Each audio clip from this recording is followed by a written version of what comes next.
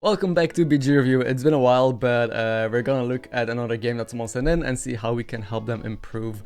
And you'll probably be able to learn something from this as well. If you have a game where you felt like something went wrong or you want me to take a look at it, just check the info in the description below and maybe next Monday, this could be you. Okay, so getting started, it's a lobby with Beast Elemental, Reno Naga, Pirates. And I personally am a big Reno fan. I think Nosdormu is fine if tier 1 is good because you could stay down and just roll a bit, look for the tokens, get triples lined up. You could even power level. But especially in this meta where triples, directional triples especially, are so important, Reno is just insane. Just hit a triple, here power it. If it's a grease bot, you literally just win on the spot. This lobby does not have mech, so there's no grease bot. And I think that's a big deal because those lobbies play very differently.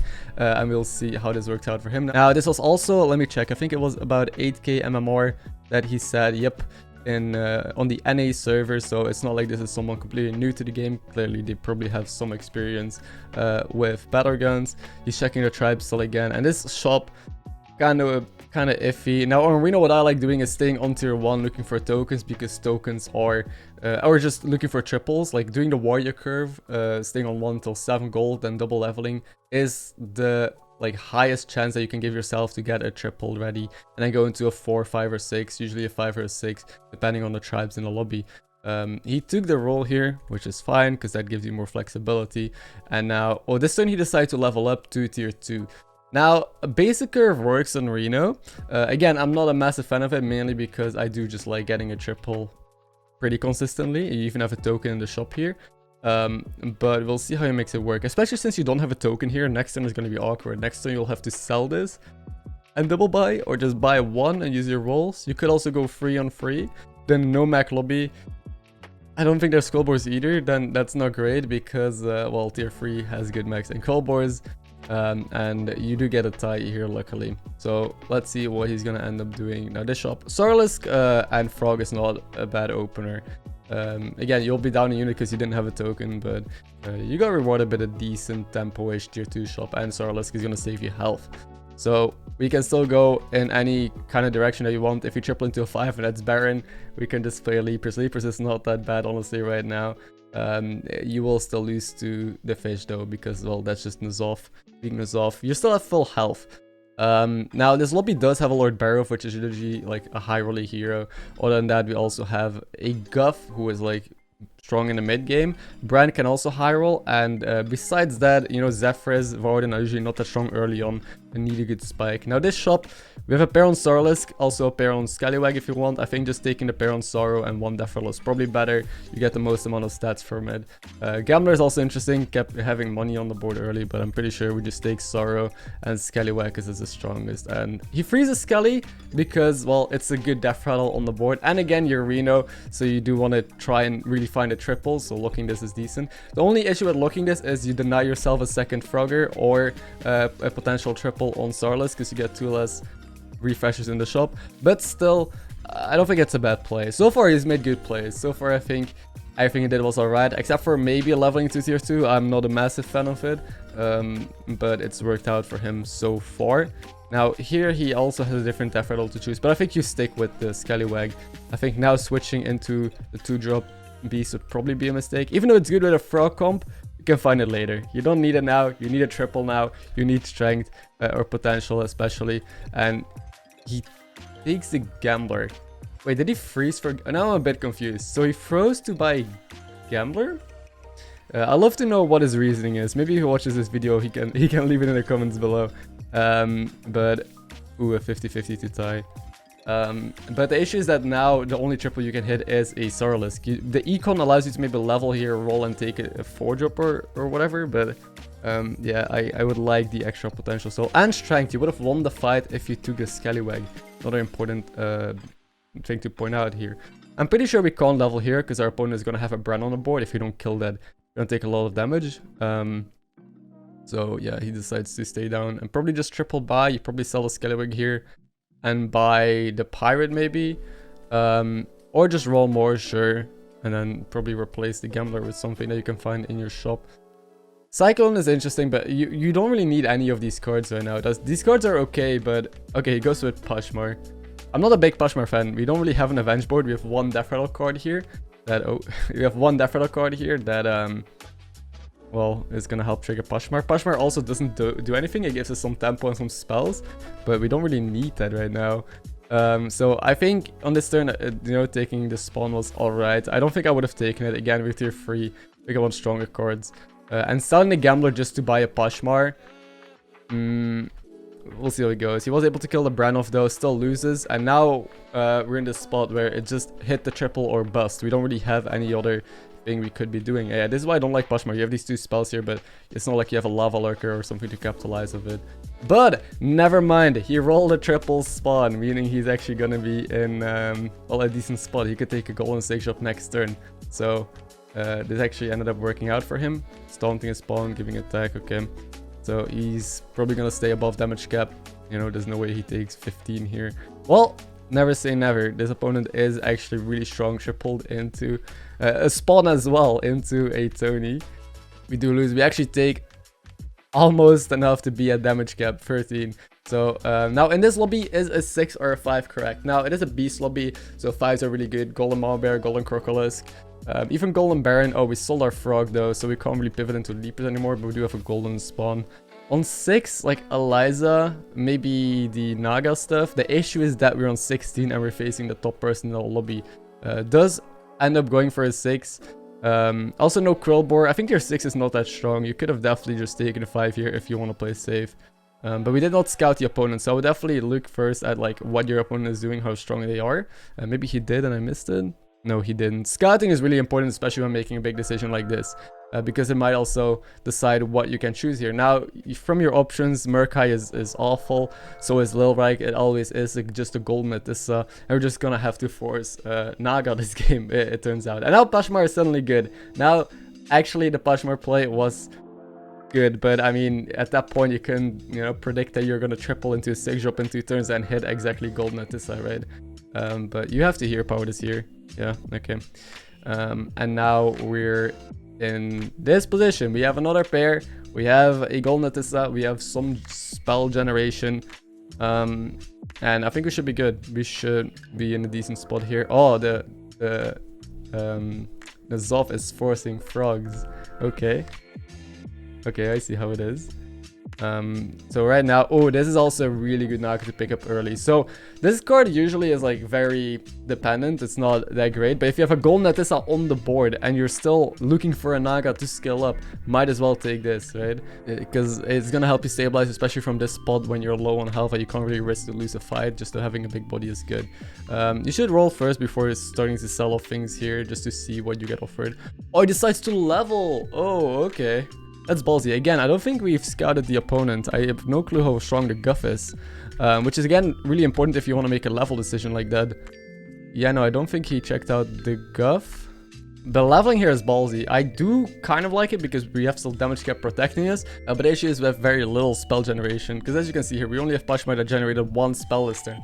1 spell a turn is the same as playing a Jug with this golden Metissa. Is not that great. I would definitely stay down and look for a bit more spellcraft here and then level up maybe next turn. But now you have potential, I guess, to hit Octos, what's the card called? The Octopus, Orgozoa, and maybe another Metissa. Who knows? We'll see how it is. And yeah, we're gonna lose this fight. Probably. This dude does seem pretty strong. And now we're kind of fighting for our life. Okay, it ends up being a decent fight. We only take 7, but now being at 9 is risky. And there's a Ghost. We got the Ghost though. Okay, we got lucky. We got to stabilize on 6. And now it should be smooth sailing. I think from here it's hard to do something wrong. Unless, I think you take any spellcraft you can see right now. And just any spell in general. Probably Myrmidon. Mini Myrmidon. Critter Wrangler could end up being a lot more stats though.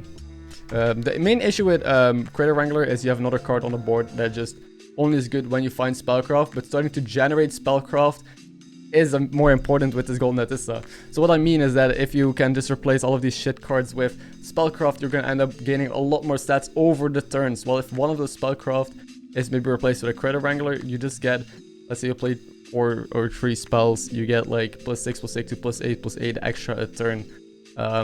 But Critter Wrangler itself is not going to supply an extra spell, so you do lose out on the other stats. I don't know, it's a trade-off you have to make. I think Critter Wrangler is fine. Actually, Critter Wrangler is probably better because we do have a this guy that doubles stats, so you can just stack a lot of buffs onto this and be fine.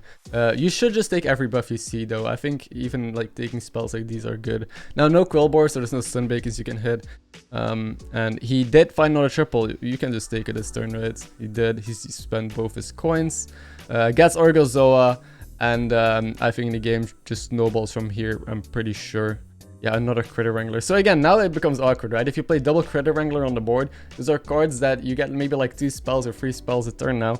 If you get lucky 4. You do get a lot of stats from this, but they don't supply anything themselves. That's why, like, even with this double stat dude, playing too many of those cards means that you have a lot of great cards to scale up, but you don't have the spellcraft to actually scale. So preferably I fill the board with spellcrafts at first, try and triple those, and then maybe, if possible, fit in some like 1 or 2 cards that do also benefit from the spellcraft while not supplying it. I hope I'm making sense. This is just to counteract people having a full board of like Etissa, double Critter Wrangler, this double stat dude, and then having no spells and dying. It's more important to get the immediate stats on the board as well. He's running out of time, so just took a Gambler. That's a fine choice. That's something... Oh, okay, yeah, selling that is fine because we're up against ghosts, you probably win anyway. Don't forget to use your spells. That's a good skill to have as well. To if you're running out of time, just buy money in the shop. If you don't have time to roll down, look for good cards, do all your actions, just make a play. The golden rule that I personally have is you can think as long as you want about your turn. As early as you see the rope burning, you gotta make a decision and just do whatever you first had in mind or whatever you have in mind of doing. And if you have too much gold left, just buy cards that you think could be useful next turn. And that is kind of like how you counteract just boomerang and wasting all that precious gold and stats. So I think from here it should be fairly easy. No one seems to really be an issue except for Barov, who is playing Pirates. And we found another at this I see in our hand. Whoa. Our Peshmar is one of our biggest cards and we end up selling it here. That can't be right. Like any of these give you 1 spellcraft a turn. Peshmar probably gives you 1, potentially 2 a turn as well, and it's really big, so I don't see the reason to sell Peshmar here over any of the other spellcrafts. I think that's a little bit of a throw because we lost a lot of tempo here. Yeah, and then he's just kind of going through the turn, looking if he can get a pair, a triple here onto this. He didn't. He found another spellcraft. I think you definitely need to, you know, be careful here. Probably... Oh, he's gonna keep the pair. Okay, makes kind of sense because he has the Orgozoa, so he could just still triple this. Now, not spending these cards means he actually loses a lot of stats. This is +6/+6, this is +3/+3. We did get rid of the Critter Wrangler. That's another reason why I don't like Critter Wrangler, because again, usually it does get sold out of, because otherwise we would have this card, which doesn't really buff our board. It gives us a spell every turn, I guess. We have both of these and this, and currently we only have like 3 spellcrafts, and then imagine a Critter Wrangler on this board as well. It would get like a little bit too clunky. So he keeps like buying cards and selling out of them. The Peshmar, the Critter Wrangler, and now also here, you know, it turns out a lot of opponents are playing Poison, and Poison is really good against Naga if you don't have shields. And as of right now, we actually don't have any shields yet on the board. We will be fine here, still win this fight, but something is about to go wrong. I can feel it, since our scaling is decent, but we should take every spellcraft. Like, we are getting a little bit too greedy. We're facing Pirates here, only 2 Fripples and tying with everyone, so it's probably not that strong. Now, yeah, we should take every spell we see. Like, it's better than a Jug. It's so much stats. It's better than Jug with Bran. And it even hitlands on a card that doubles the stats. Like, the stats and the scaling from it is insane. I think he's mainly rolling for this triple or this triple, which I think is bait. You definitely should just take anything you can get your hands on. Another Etissa, and now it becomes weird, right? Because we're gonna have so many Etissas on the board, and I think we have a lot of spells for this turn though, but I want to see how he sells out of things and how he's gonna manage his board space. He starts by discovering first, which makes sense because it could triple. It did not. You need to sell out of this pair. No, don't sell out of this. It's too big. Like, you need to value your stats still. I think this player is a little bit on the greedier side. Like, choosing a 6, okay, I would have done that maybe as well, because damage cap still saves you. But keeping the spare, selling the Peshmar, and playing the way that he plays, I think the greed is what is going to be his downfall. If he faces like a okay, he's going to sell this. I like it. So he did make the right play here. He's going to take up the other Etissa and probably sell the other spellcraft, I would assume, right? The Wind Fury. or he does nothing. Oh no, he's still holding a coin and another spellcraft card in hand. I would definitely play those because it's gonna come to bite you. You're facing someone with double Khadgar Baron, single Scalawag. We should be good here. I don't think they'll have the stats to beat you. We killed the Barov and it is now a top 4, so we gained MMR.